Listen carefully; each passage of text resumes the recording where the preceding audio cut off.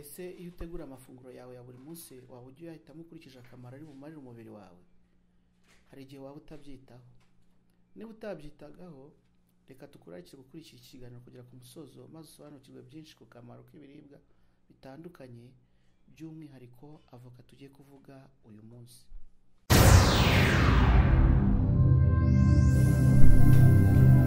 Icyerekezo TV, inkuru zicukumbuye kandi zinogeye amatwi.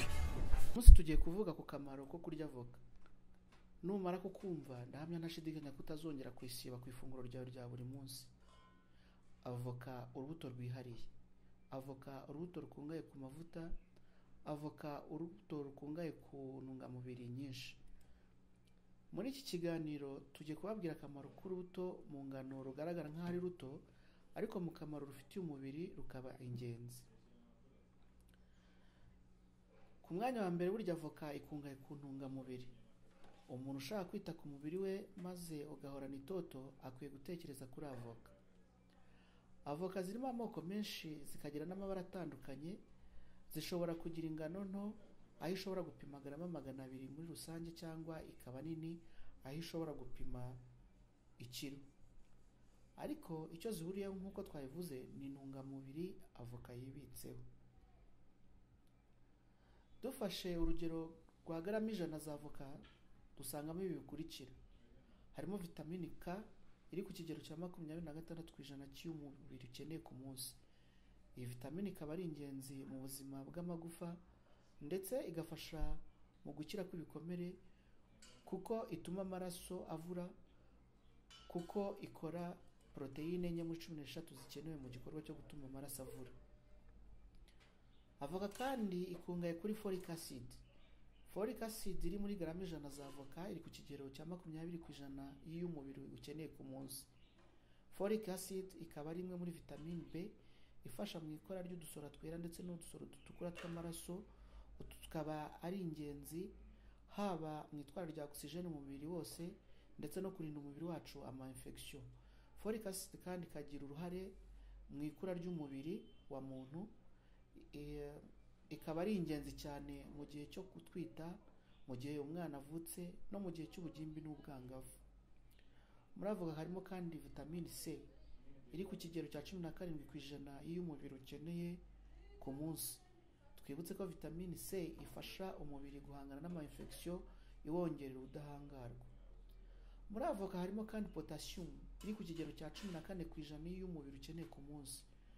Potassium ikaba ari umunyu w'ingenzi mu mubiri kuko ifasha mu kuringaniza amazi mu mubiri, igafasha kwikanya kw'imikaya, ibyo twita muscle contraction, kugabanya umuvuduko w'amaraso, maze ikagira uruhare mu gukumira ko habaho indwara y'umuvuduko ukabije w'amaraso, ibyo twita hypertension cyangwa hypertension, ndetse n'ingaruka zawo nka stroke.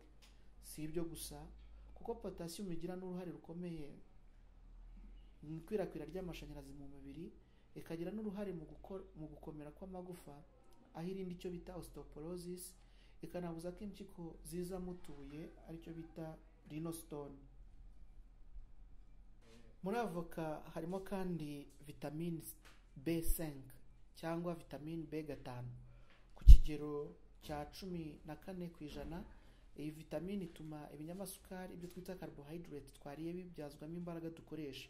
Ifasha kandi mu mibereho myiza y'uruhu, imibereho myiza y'amaso, umusatsi ndetse n'umwijima.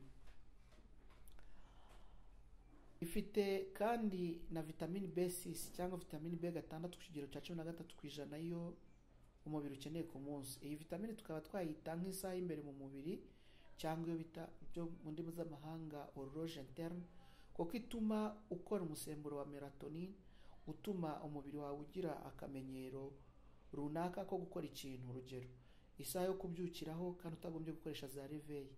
Ifasha kandi mu gusinzira neza. Ifasha kandi mu ikorwa ry'umusemburo wa serotonine ufasha mu kuringaniza amarangamutima aricyo twita mood yacu. Ifasha no mu ikorwa ry'umusemburo wa norepinephrine utuma tubasha guhangana na stress z'ubuzima. Muri garama 100 za avoka harimo vitamine A iri ku kigero cy'10% y'icyumubiri ukeneye ku munsi. Yongerera vitamine A ikaba yongera ubudahangarwa bw'umubiri kandi igafasha uruhu kumera neza. ikura kandi n'imyanda mu mubiri. Avoka kandi ikungahaye ku myunyu yindi nka magnesium n'ubutare nka zinc, cuivre ndetse na fer ndetse na manganese. Ifitemo kandi na za vitamine B1 iyo twita thiamine, vitamine B2 riboflavine na vitamine B3 iyo bita niacine ku kigero gito. Ku mwanya wa kabiri, avoka ifite potassium nyinshi kurusha imineke. Twabivuze haruguru akamaro ka potassium, ariko reka tubibutse bimwe nko kwikanya kw'imikaya, itwara ry'amashanyarazi mu mubiri, kurinda amabuye yo mu mpyiko ndetse no kugabanya umuvuduko w'amaraso. Hari indwara zimwe na zimwe zituma potassium igabanuka mu mubiri, cyane cyane iyo umuntu arwaye kuruka ndetse no guhitwa bikomeye cyangwa by'igihe kirekire. Mu rwego rwo gusimbura uwo munyu, umuntu aba agomba kurya ibiribwa bikize kuri potassium. Abenshi bazi imineke, ariko burya avoka irayirusha kuko muri garama 100 zayo harimo 14% bya potassium ikenewe mu mubiri, ubwo muri garama 100 z'imineke haba harimo 10 gusa ku ijana bya potassium ikenewe mu mubiri. Icyitonderwa ariko, umuntu urwaye impyiko ntagomba kurya avoka kuko usanga uwo munyu wa potassium uzamutse cyane, bityo kurya avoka bigatera icyo bita hyperkaliemie cyangwa hyperkalemia, itera umutima gukora nabi ndetse bikawuviramo no guhagarara maze umuntu agapfa. Nurya avoka buri munsi urwaye impyiko byaba ari bibi kuko wakurizaho urupfu. Ku mwanya wa gatatu, avoka ikungahaye ku binure byiza, ibyo twita monounsaturated fat.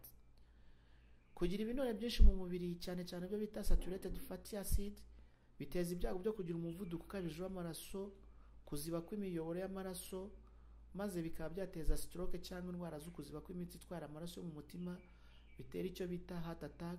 Iyo ifashe umuntu ashobora guhita ahaburira ubuzima. Avoka nubwo ikungahaye ku binure, ifite umwihariko wo kugira ibinure byiza bitangiza, ibyo bita monounsaturated fatty acid.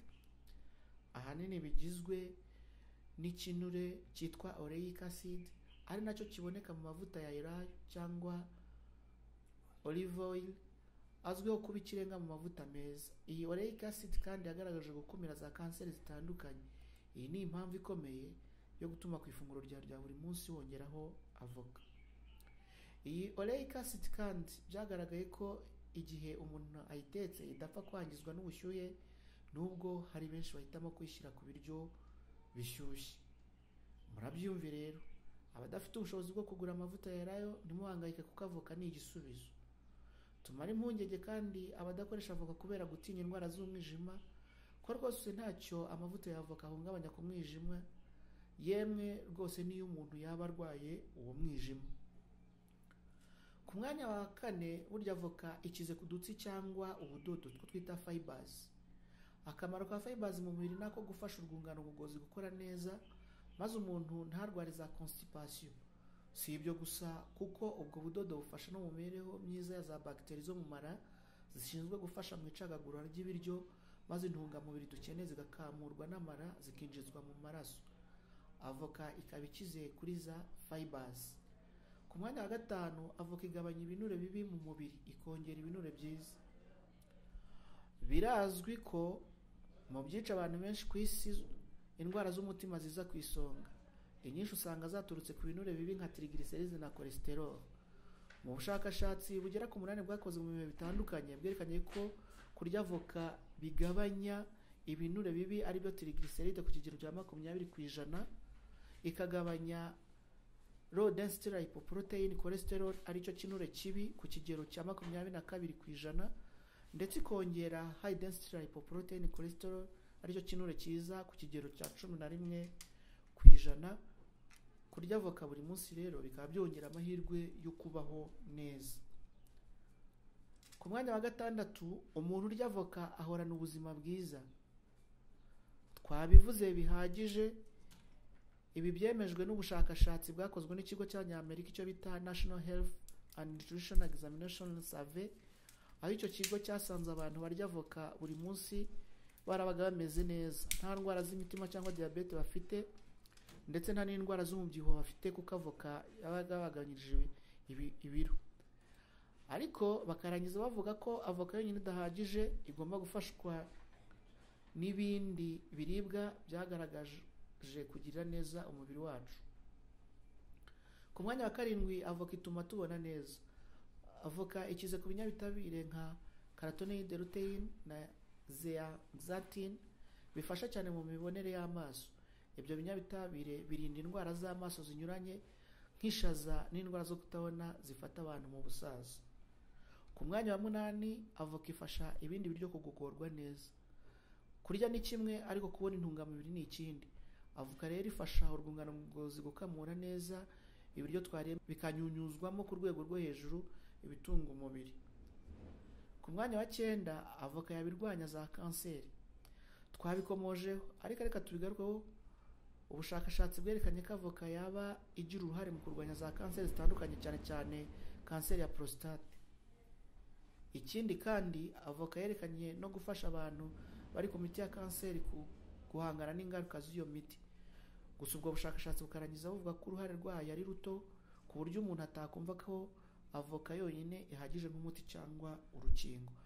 Ku mwanya wa 10 avoka yabigabanya ububabare bwa za rubagimpande. Ubushakashatsi bwerekanye ko amwe mu mavuta y'avoka yabagabanya ububabare buterwa na za rubagimpande zitandukanye. Hirya y'ibi tuvuze ntitwakwibagirwa ko avoka iryoha. Ntiwayirya ngo ubura apeti. Mwabyumviye rero, kurya avoka buri munsi bizatuma ubuzima bwawe bumera neza muri rusange. Icyitonderwa ni ku bantu barwaye indwara z'impyiko aho bagomba kuvugana na muganga ubavura niba barya avoka hagendewe ku gipimo cya potassium bafite. Mu kurangiza ikiganiro reka tugushimire wo gukurikira ibiganiro byacu. Reka tugusabe gukora like ndetse wanatwandikira hasi muri comment ikiganiro twabagezaho. Imana iguhe umugisha mwinshi. Nimuze rero tubungabunga amagara yacu kuko arasesekara ntayorwe. Kandi nk'uko twabibonye burya amagara aramirwa ntamerwa.